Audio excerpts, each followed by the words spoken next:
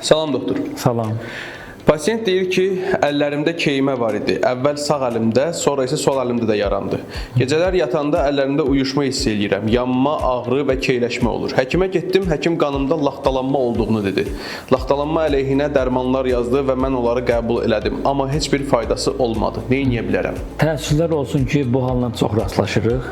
Hansı ki, xəstələr gəlib belə problemi saydıqdan sonra bunun qanında laxtalanmanın artmasına bağlı olduğunu deyir və təəssüflər olsun ki, bunu hansı həkimdən eşitmiş olur. Amma demək olar ki, bunun laxtalanma ilə heç bir əlaqəsi yoxdur. Bu daha çox saydığınız simptomları fikirləşəndə böyük ehtimalla bunun sinir mənşəli problem olduğu görsənir. Sinir mənşəli problem hansı problem ola bilər?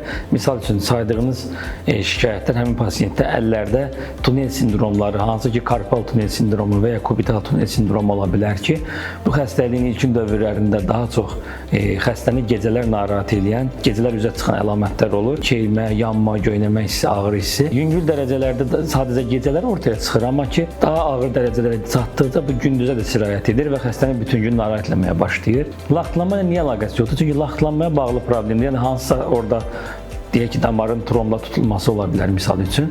Tromla tutulduğu halda bu daha çox xronik yox, kəskin formada gedən narahatçılıqlar olur və şikayətlər artır və bunun gündüzlə və ya gecənin heç bir əlaqəsi olmur. Dediyimiz sinir mənşəli problemlərdə isə bu simptomlar daha çox ilkin dövrdə gecə üzə çıxırlar. Biz bu şikayətlərlə rastlaşdıqda xəstəni dərhal EMG, yəni elektromioqrafiya müayinəsinə yönləndiririk.